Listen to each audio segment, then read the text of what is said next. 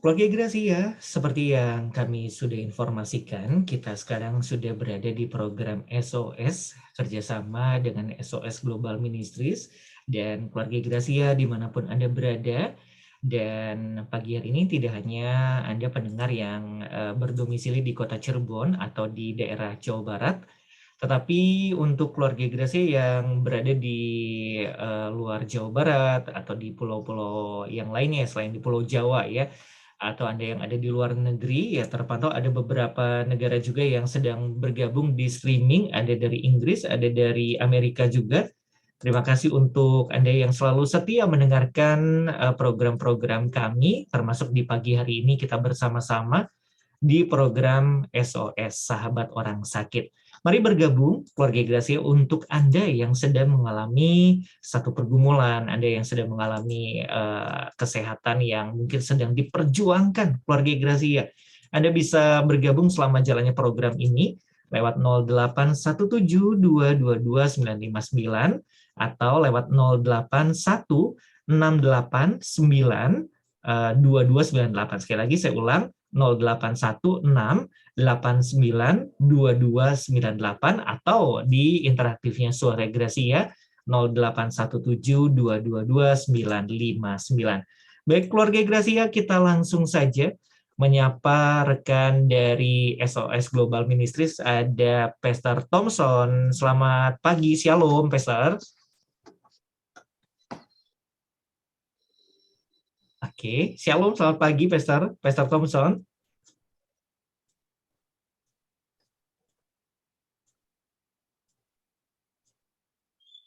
Oke, mungkin agak nge-freeze ya.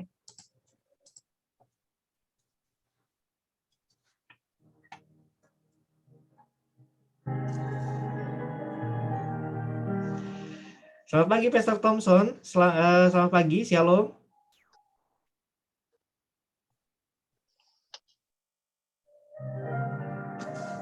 Signalnya nggak bagus. Baik, keluarga Gracia, memang kecanggihan teknologi belum tentu semuanya lancar ya. Pagi ini kita akan menyapa narasumber kami dari SOS Global Ministries, ada Pastor Thompson. Selamat pagi, Shalom. Apakah sudah bisa terdengar? Atau mungkin masih ada kendala teknis ya? Baik, keluarga Gracia dimanapun Anda berada, dengan satu sukacita kami bisa mendoakan pendengar. Anda bisa bergabung lewat 0817222959 dan kami juga akan hadirkan kesaksian untuk menguatkan setiap Anda bersama dengan Bapak Henry Jaya, survivor autoimun dermatoisis ya, keluarga Gracia. Selamat pagi, Pastor Thompson. Shalom, apakah sudah bisa terdengar? Selamat pagi. Halo, Bang. Kendala ya, belum ada suaranya. Aduh, Shalom. Oke, bisa dengar ya, Pastor ya? Iya, bisa dengar. Oke, siap. Yuk, oke. Baik, keluarga Gracia menyapa Pastor Thompson. Selamat pagi. Selamat pagi. Oke, Shalom. Shalom, semangat juga ya pagi ini. Bagaimana kondisinya Pastor Thompson? Sehat selalu ya? Puji Tuhan, Bang. Puji Sehat selalu. Tuhan baik buat kita. Luar biasa, haleluya, amin ya. Tetap semangat terus melayani bersama dengan SOS Global Ministries. Salam buat rekan-rekan yang ada di SOS juga. Selalu menjadi berkat, selalu menjadi hamba-hamba Tuhan yang luar biasa ya, punya hati untuk mendoakan. Dan saya percaya mujizat Tuhan masih ada sampai dengan hari ini. Pastor Thompson, silakan langsung meng-guide program SOS pagi hari ini. Dan kita juga nanti akan dengarkan ya satu kesaksian dari Bapak Henry yang akan menguatkan setiap pendengar, dan ada juga beberapa pokok doa yang sudah bergabung di interaktif dari Suara Gracia. Silakan, saya menyerahkan waktu untuk Pastor Thompson bisa langsung memimpin kita. Baik, terima kasih Bang Leo buat waktu kesempatan yang diberikan.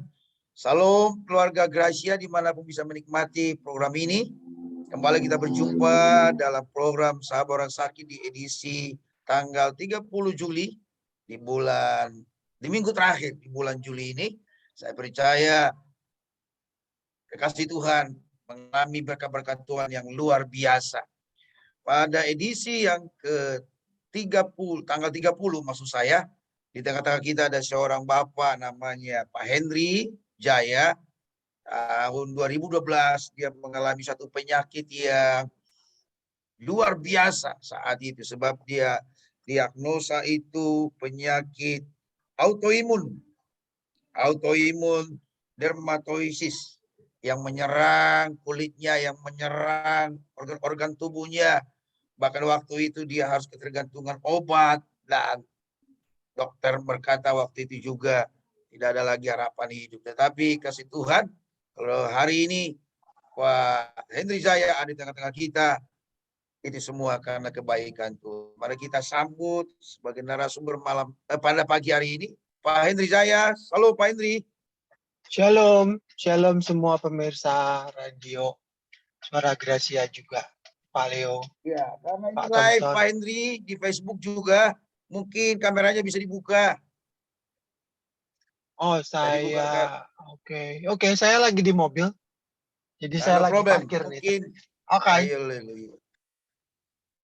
Landscape, boleh buat landscape, karena nanti handphonenya landscape. Waduh, Pak Henry ini. Landscape. Yes. Oke. Oke. Baik. Pak Henry, seperti yang saya jelaskan tadi bahwa tahun 2012 Pak Henry diagnosa suatu penyakit yang tidak pernah diduga-duga, yaitu autoimun dermatosis.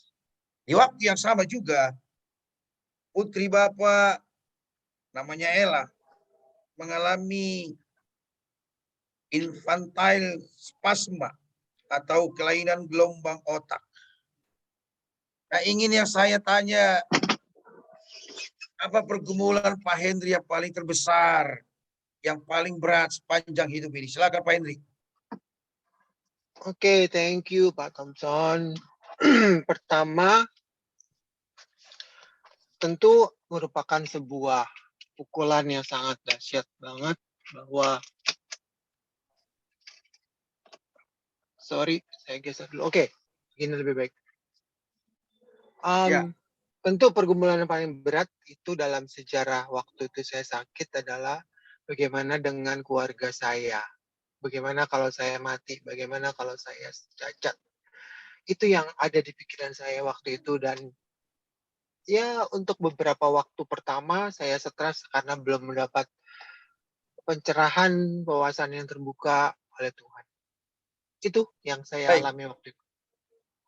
Baik, jadi bisa dikatakan persoalan pergumulan terberat adalah penyakit yang Bapak alami waktu itu, dan di waktu yang bersamaan juga penyakit yang diagnosa dokter yang dialami oleh putri Ibu almarhum Ella. Nah, apa alasan Pak Henry yang berkata bahwa penyakit inilah merupakan persoalan terberat dari kehidupan Pak Henry? Apakah waktu itu ketika mendengar vonis dokter tidak ada harapan hidup, ketergantungan oleh obat? Sebab ada banyak narasumber berkata, Pak, persoalan saya terberat adalah penyakit saya karena uang saya tidak ada untuk biaya obat. Persoalan saya terberat adalah penyakit saya karena saya divonis mati. Persoalan terberat buat saya adalah sia-sia sekalipun saya diobati, atau juga hidup saya tidak lama lagi. Apa alasannya Pak Henry berkata bahwa penyakit autoimun itu merupakan pergumulan terberat yang dialami Pak Henry? Silakan Pak Henry. Iya, waktu itu yang terberat adalah pada saat saya sakit 2012 mulai itu, anak saya juga bareng. Jadi istri saya harus memilih, mau memilih merawat bapaknya atau merawat anaknya. Karena kan harus pilihan. Karena waktu itu Tuhan masih mengirimkan ipar adik cicinya Susi untuk bisa merawat Ella saat Susi merawat saya. Kalau tentang keuangan, saya tidak pernah berpikir keuangan bahwa harus bayar gimana. Itu yang berat. Baik. Kalau tidak salah, Pak Henry waktu itu di treatment itu bukan di tanah air tetapi di Singapura. Nah, apa aja yang divonis dokter ketika Pak Henry di treatment di Singapura? Apakah pernah mendengar bahwa Pak autoimun ini kan namanya harus ketergantungan obat dan obatnya juga tidak murah mahal. Nah, apa yang Bapak dengar waktu itu dari tim medis yang merawat Bapak? Oke, waktu itu saya cari-cari informasi mengenai autoimun. Autoimun saya itu kan otot dan kulit. Dan itu harus mengkonsumsi obat seumur hidup untuk menjaga supaya imunnya baik. Sebelum sampai ke Singapura, ada lagi dari awal adalah saya diagnosa pertama autoimun, yang kedua adalah pencernaan saya, pendarahan. Saya harus transfusi 12 kantong, dan ketiga itu adalah paru-paru basah atau sepsis. Yang keempat itu adalah TB yang di kaki kanan, terus naik merambat ke otak saya, dan disitulah saya pergi ke Singapura. Dan di Singapura dengan segala kepercayaan pada Tuhan, istri saya Makar itu berangkat ke sana walaupun nggak secara keuangan sudah tidak tahu lagi gimana. Jadi percaya bahwa Tuhan pasti buka jalan. Seperti itu. Waktu itu kan masih relatif muda. Apakah ketika Pak Henry dengar vonis dokter, ketergantungan obat, apakah pernah berpikir terlintas dalam pikiran, waduh, berarti hidup saya tidak lama lagi nih. Berarti kalau saya ketergantungan obat nih, buat apa lagi saya hidup kalau ketergantungan obat? Obatnya tidak murah, mahal. Lalu saat itu saya tahu Pak Henry sudah dalam Tuhan. Apakah pernah komplain sama Tuhan, kecewa sama Tuhan? Tuhan, mengapa kok saya harus mengalami persoalan pergumulan seperti ini? Saya sakit, anak saya sakit, dan kondisinya juga sangat mengerikan, ketergantungan obat dan lain sebagainya. Apakah pernah kecewa sama Tuhan, marah sama Tuhan, komplain sama Tuhan, Pak Henry? Beberapa bulan pertama saya divonis, ada sedikit berpikiran bahwa keluarga sayanya gimana. Kalau komplain nggak pernah, karena waktu itu akhirnya mendapat pencerahan bahwa berjalan bersama Tuhan itu jauh lebih penting, dan bahwa keluarga dan anak saya itu pasti akan dijaga oleh Tuhan. Jadi pada saat kalau saya pun harus kembali ke rumah Bapak, saya sudah tidak khawatir kayak zaman dulu. Pertama sebelum pada saat sebelum tercerahkan tentang firman Daniel 3 ayat 17 dan 18. Kayak gitu. Oh, begitu ya. Baik. Kalau kita agak maju dulu ke depan ini. Waktu COVID terjadi di mana-mana. Kalau tidak salah, Pak Henry pernah mengalami COVID karena ini masih dalam rentetan berbicara penyakit. Lalu tidak salah juga, Ella, putri Bapak, yang sama-sama tahun 2012 mengalami penyakit juga bersama dengan Bapak. Lalu waktu itu Pak Henry kena COVID, penyakit putrinya kambuh. Lalu ketika Ella waktu itu butuh pertolongan seorang bapak, perawatan seorang bapak, dan Pak Henry tidak bisa karena keterbatasan karena COVID waktu itu. Nah, ketika itu terjadi, belakangan ini, baru-baru ini, Ella membutuhkan pertolongan yang seharusnya didapatkan dari seorang bapak. Tetapi waktu itu bapak nggak bisa karena COVID, dan sehingga istri Pak Henry yang mengambil bagian di waktu itu. Ketika itu terjadi baru-baru ini, Pak Henry, gimana perasaan Pak Henry? Waktu itu yang pertama, waktu saya sakit 4 tahun itu, saya nggak bisa ngerawat Ella. Jadi saya harus dari jauh ngelihat Ella. Terus datanglah COVID. COVID itu bagian dari saya untuk menjaga dan diberi kesempatan lah sama Tuhan bahwa saya deket sama Ella. Kan saya kerja dari rumah waktu itu di COVID kan. Dari situlah saya deket sama Ella, diberi kesempatan. Karena dulu waktu saya sakit 4 tahun, saya pernah bilang bahwa kita harus ada redemption time. Waktu di mana 4 tahun nggak bisa ngelawat Ella, dan di masa COVID itu merupakan satu bonding untuk mereka, untuk Ella mengenal saya. Oh, ada papanya. Jadi ada hal-hal indah sebelum Ella itu dipanggil pulang, bahwa pada saat makan siang saya kan ke atas. Terus saya panggil dulu Ella. Nanti dia susternya yang jaga bilang bahwa oh dia udah kenal loh. Dia udah ngeh suara saya. Jadi di situ bisa dibilang bahwa oke, Tuhan memberi satu kesempatan untuk saya bisa dekat sama Ella. Jadi terus yang waktu COVID juga kan, saya juga kena COVID. Terus suspeknya yang Ella kena COVID itu saya, karena saya dekat kan. Jadi Ella itu selama 4 tahun itu sampai dari awal itu minum obat. Obatnya itu akan mempengaruhi dadanya. Dan COVID waktu Delta itu sangat-sangat juga menyerang paru-parunya. Jadi dia harus ada 2, dan waktu itu kan Delta sangat-sangat tinggi, sehingga itu ada pakai warna merah, warna kuning, sama hijau. Tingkat kesempatan untuk hidupnya kalau tinggi akan dirawat, kalau enggak akan ditinggalkan. Jadi mungkin saya nggak tahu Ella masuk mana, cuman tetap saya percaya bahwa Tuhan itu lebih baik dalam hal ini untuk menentukan mana yang harus pulang, mana yang harus tidak pulang. Seperti itu. Baik.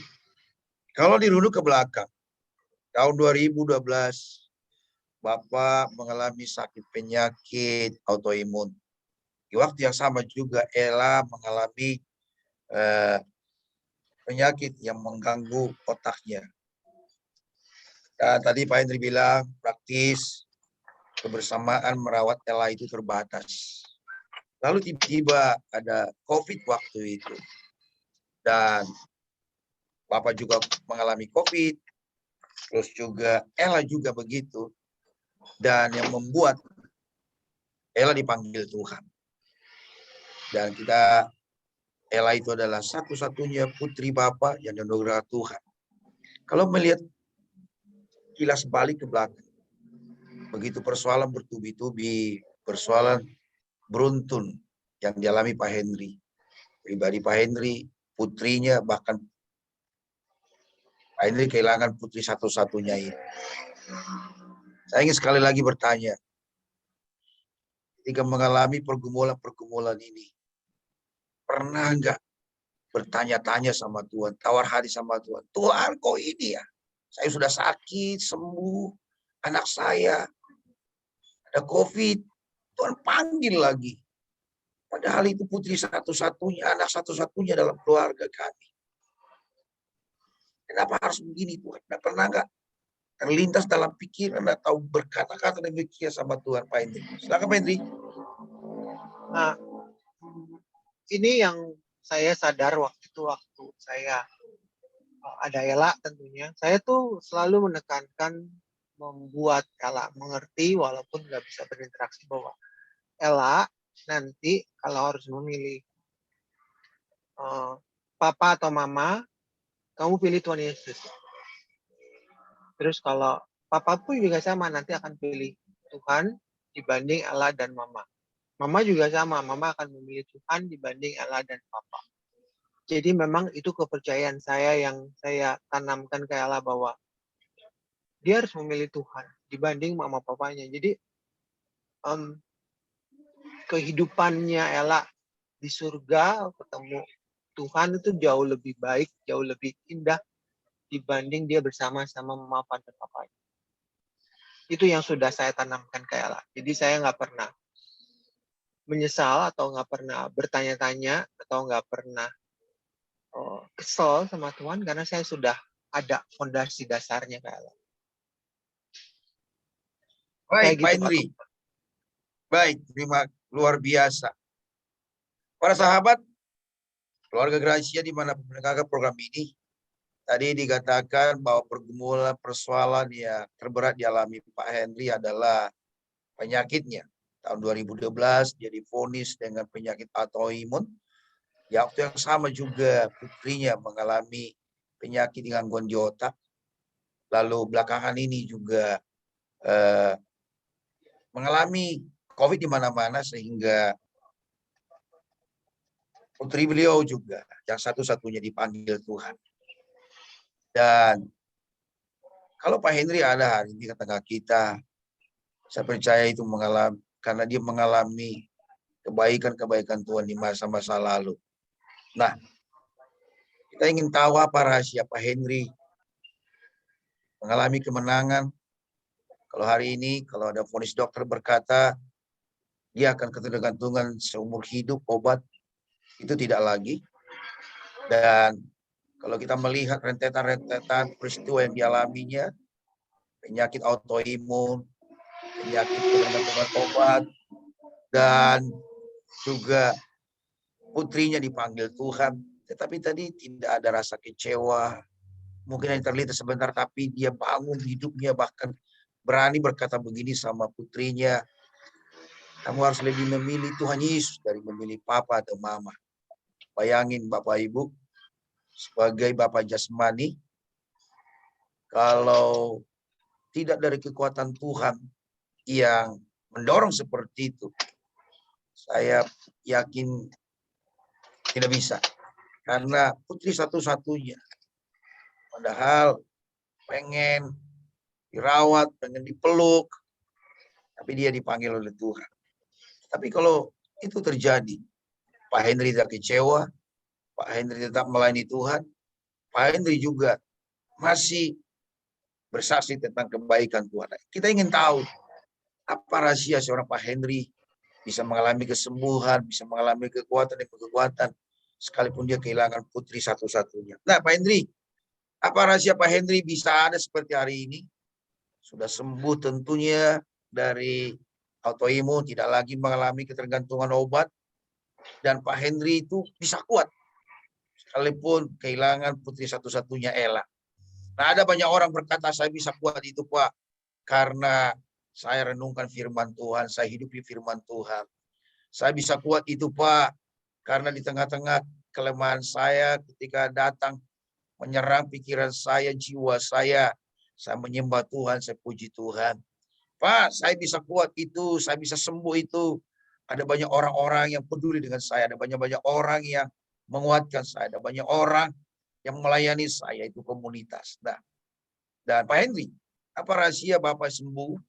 Apa rahasia Pak Henry juga bisa kuat sekalipun putri satu-satunya Ella sudah Tuhan panggil?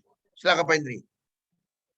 Oke, selama 4 tahun itu saya menemukan satu ayat, kesimpulannya adalah di Daniel 3, 17, 18. Karena Sadrak, Mesak, Abednego sedang menghadapi kematian. Dan dia tetap percaya bahwa Tuhan pasti menolong. Tidak mungkin enggak.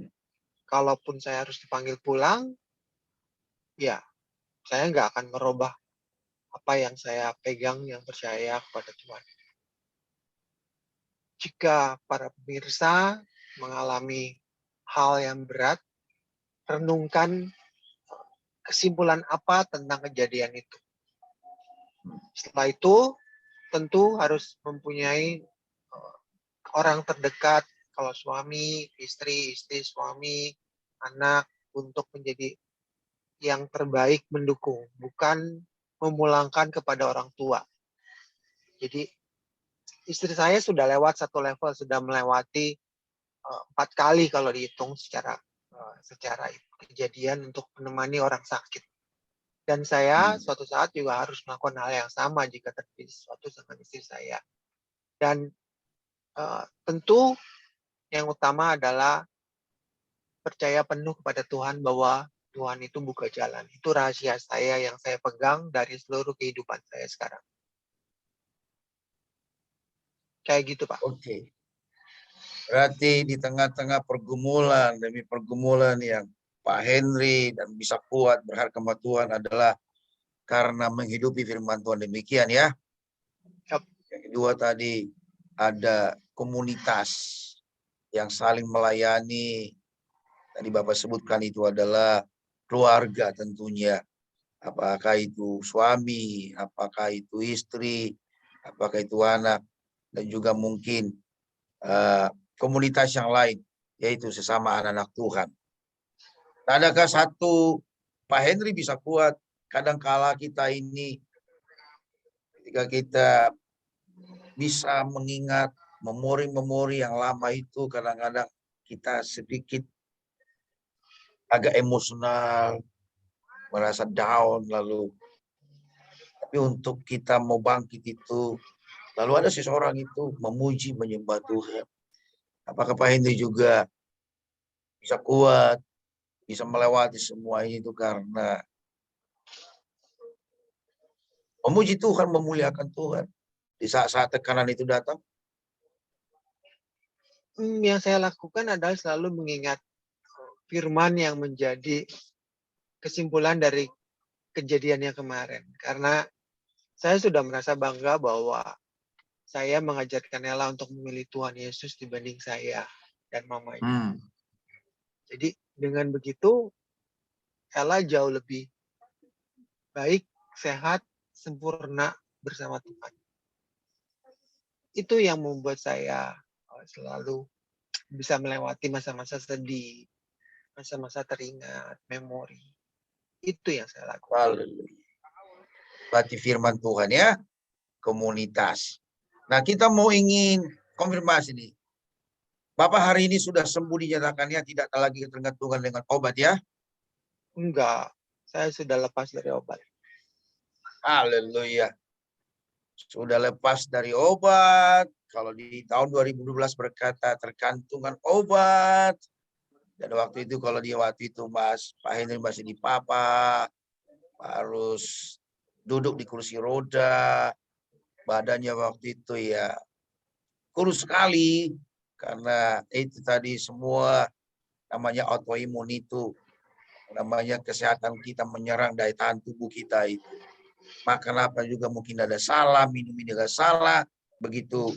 Itulah pasien orang-orang yang mengalami penyakit seperti ini. Tapi hari ini Pak Henry sudah sembuh dan tidak ketergantungan obat, dan hari ini juga sudah bisa beraktivitas bagaimana normalnya, sudah bisa menyetir, bahkan juga bekerja. Semua itu karena Tuhan Yesus. Betul demikian Pak Henry? Yes, betul. Haleluya. Nah, terakhir Pak Henry, ingin kita bertanya. Ketika Pak Henry melewati semua hal-hal yang sulit itu, penyakit, kehilangan putri, dan juga di masa hidupnya Ella masih hidup, ada juga mengalami gangguan kesehatan. Nah, di manakah iman Pak Henry bertumbuh? Sebelum peristiwa-peristiwa atau kesengsaraan itu muncul, atau sesudah Pak Henry mengalami kesulitan-kesulitan hidup ini? Silakan Pak Henry. Kalau saya itu pada saat saya sakit itu merupakan pelajaran hidup saya untuk bisa percaya penuh ke Tuhan Yesus. Sebelumnya ya masih acak-acakan, masih naik turun lah. Acak-acakan ya. Iya, pada saat ketemu Tuhan, pada saat ketemu kejadian itu barulah saya tahu bahwa oke, dan tidak terlambat, bahwa masih ada kesempatan. Tetap semangat tentunya mengenal Tuhan sejati. Itu ya. Jadi iman Pak Henry lebih dewasa, lebih matang setelah melewati semua kesulitan-kesulitan hidup itu. Demikian Pak Henry ya? Ya, betul. Haleluya. Secara pribadi saya appreciate, saya sangat topi lah apa yang dialami Pak Henry. Tidak mudah bagi seorang bapak, tidak mudah bagi seorang ayah melewati apa yang kesulitan-kesulitan hidup yang pernah terjadi dalam hidup Pak Henry. Beberapa tahun sakit karena autoimun tadi, itu yang autoimun yang paling berbahaya karena itu bisa merusak semua organ tubuh kita dan ketergantungan obat. Dan banyak tahun-tahun yang dilewati bagaimana berjuang sampai pulih.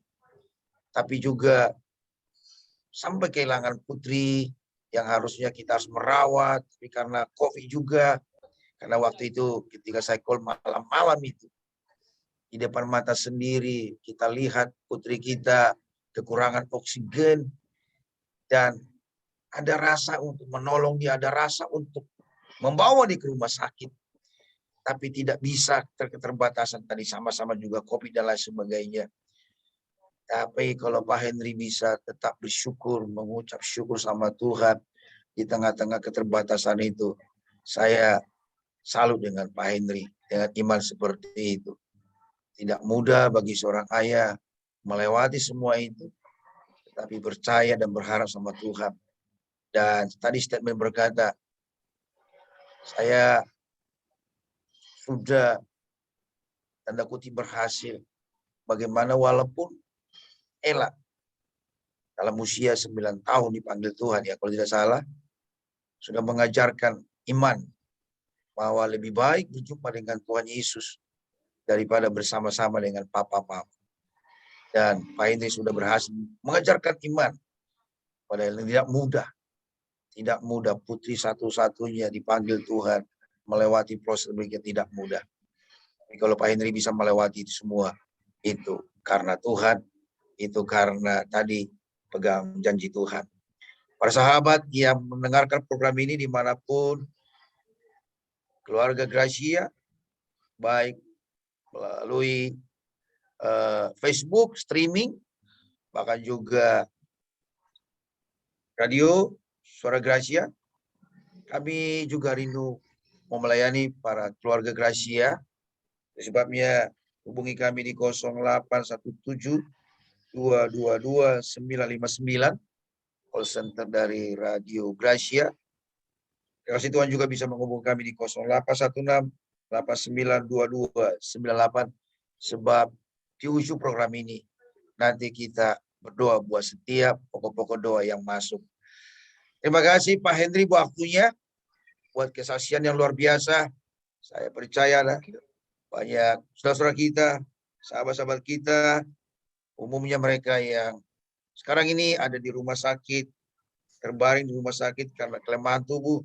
Saya percaya mereka dikuatkan Tuhan karena firman ini disampaikan, karena kesaksian disampaikan oleh Pak Henry. Nah, kekasih Tuhan, sebelum kita akhiri program ini, kita dengarkan firman Tuhan yang judulnya kematian rohani. Nah, karena sahabat, di Alkitab saya jumpai ada 3 jenis kematian. Yang pertama adalah kematian rohani. Kematian rohani maksudnya di situ adalah rohnya tidak berhubungan dengan Allah. Dan yang kedua adalah kematian jasmani, yaitu ketika seseorang mengembuskan nafas terakhir. Dan yang ketiga adalah kematian yang kekal.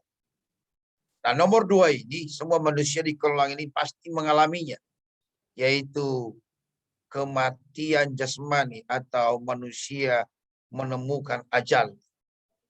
Tetapi nomor 1 kematian rohani dan kematian kekal, itu yang harus kita hindari. Itu yang harus kita berjuang supaya kita tidak mengalami kematian rohani dan kita tidak mengalami kematian yang kekal itu. Nah, hari ini kita berbicara tentang kematian rohani dan melihat apakah ciri-ciri seseorang itu mengalami kematian rohani. Yang pertama, ciri-ciri orang yang mengalami kematian rohani adalah tidak lagi bergairah baca Alkitab, tidak bergairah lagi merenungkan Alkitab, tidak lagi bergairah menghidupi kebenaran firman Tuhan. Di 1 Timotius 4 ayat 13 berkata begini, sementara itu sampai aku datang, bertekunlah dalam membaca kitab-kitab suci, dalam membangun dan mengajar. Kekasih Tuhan, ciri orang yang mengalami kematian rohani adalah dia tidak lagi bergairah membaca Alkitab, tidak lagi bergairah merenungkan firman Tuhan, tidak lagi bergairah menghidupi firman Tuhan. Kata merenungkan di situ tadi dari ayat 1 Timotius 4 ayat 13 itu adalah tekun itu. Kalau diartikan itu dari bahasa aslinya disebut namanya candu. Jadi orang yang mengalami kematian rohani adalah dia tidak ada lagi kecanduan untuk membaca Alkitab, untuk merenungkan firman Tuhan, bahkan menghidupinya. Kekasih Tuhan, hari-hari ini persoalan tantangan yang kita alami tidak lagi mudah, tidak lagi gampang. Begitu banyak kesukaran yang kita alami.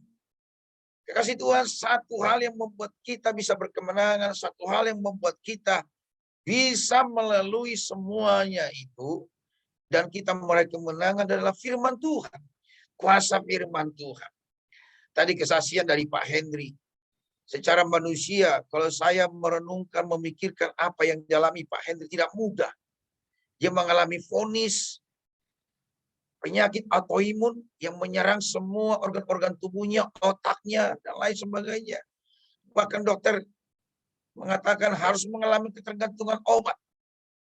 Dan sampai sekarang ini, Pak Henry ini tidak diizinkan masuk ke sebuah negara karena sakit itu. Dianggap itu penyakit yang membahayakan.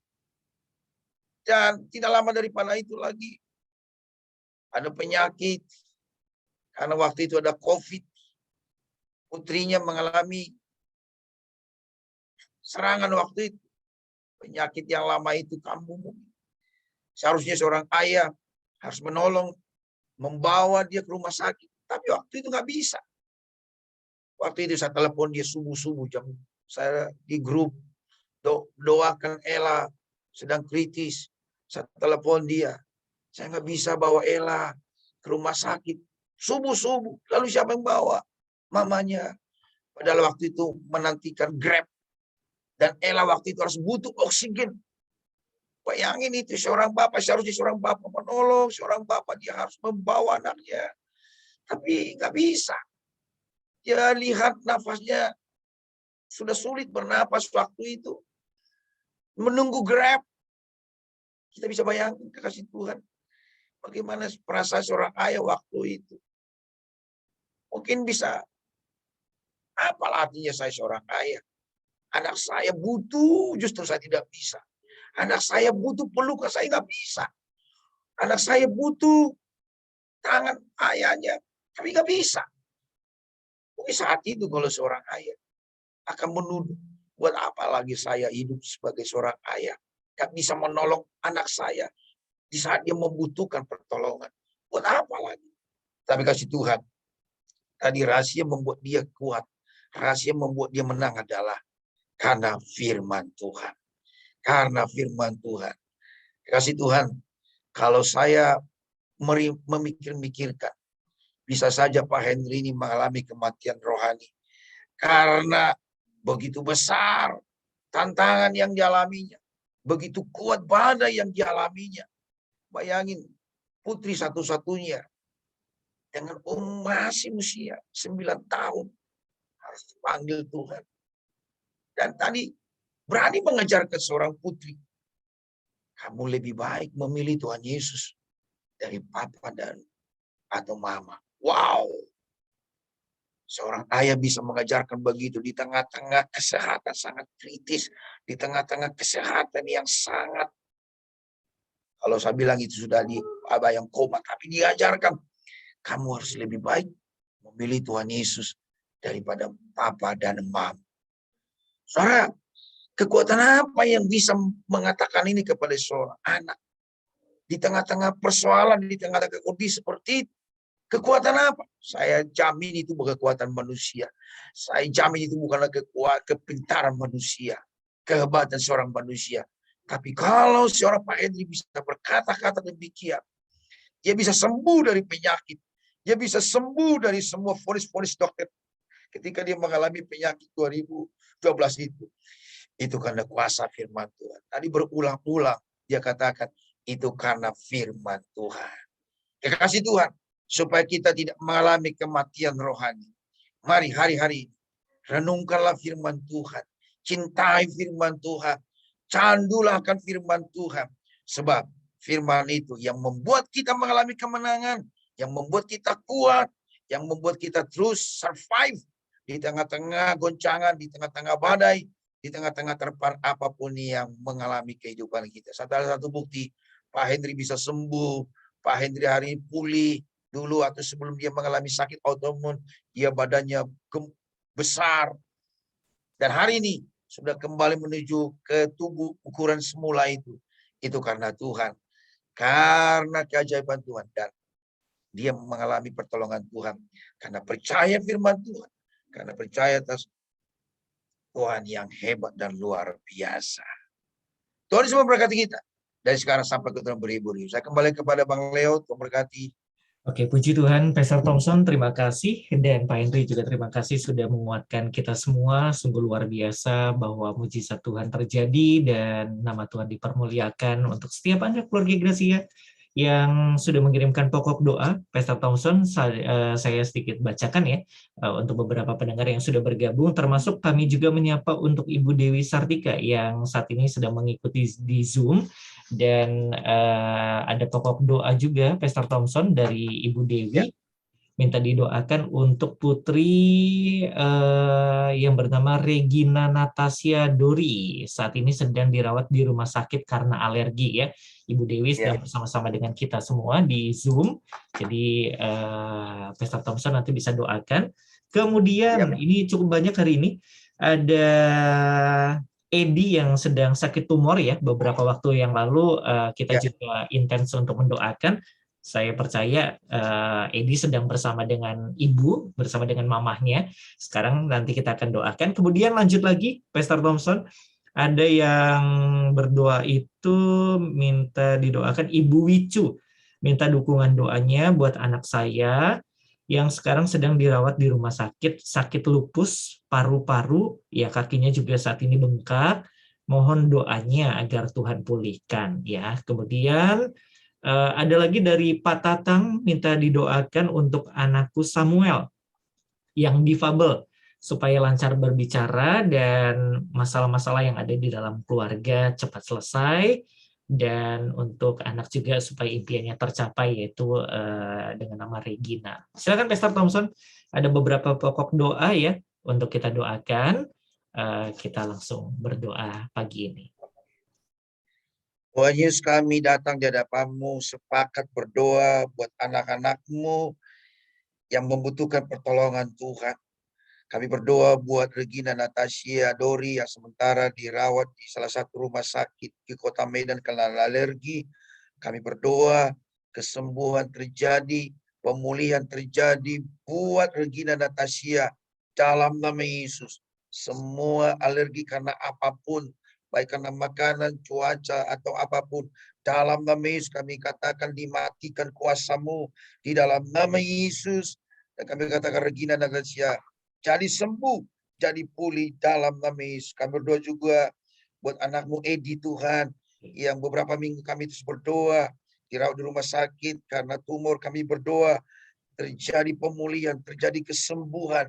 Semua benih-benih tumor apapun yang merusak organ-organ tubuhnya, dimatikan kuasanya dan Edi jadilah sembuh di dalam nama Yesus Tuhan. Kami juga berdoa buat putri daripada Ibu Ici dalam nama Yesus yang sementara juga dirawat di rumah sakit. Tuhan yang menyembuhkan, Tuhan yang memulihkan di dalam nama Yesus. Dan kami juga berdoa buat Samuel, putra dari Pak Tatang dalam nama Yesus. Tuhan dalam nama Yesus mendengarkan program ini. Kami berdoa mujizat kesembuhan terjadi, pemulihan terjadi Karena kami tahu dahulu, karena sampai selama-lamanya Yesus tidak pernah berubah. Kalau di masa-masa lalu ada mujizat, ada hal-hal besar terjadi. Kami percaya hari-hari ini terjadi juga buat setiap anak-anakmu yang berharap kepada Tuhan. Kami berdoa Tuhan, buat tadi anak-anakmu yang minta didoakan. Hari ini kami berdoa terjadi kesembuhan, Amin. gelombang kesembuhan, gelombang mujizat turun atas setiap mereka, memulihkan dalam nama Yesus. Kami berdoa juga buat Pak Tatan, keluarganya, persoalan-persoalan lainnya. Tuhan yang memberkati, memulihkan keluarga ini di dalam nama Yesus Tuhan. Kembali kami berdoa buat radio ini terus pakai menjadi wadah untuk pengabaran kerajaan Allah di dalam nama Yesus. Lintas benua, lintas kota, desa. Tuhan kami berdoa setiap telinga mendengarkan tentang nama Yesus, tentang kerajaan Allah. Mereka dimenangkan, mereka diberkati di dalam nama Yesus. Berkati pemimpin daripada radio ini, dari staf manajemen tertinggi sampai level terbawah, memberkati mereka di dalam nama Yesus Tuhan. Terima kasih Bapak, terima kasih.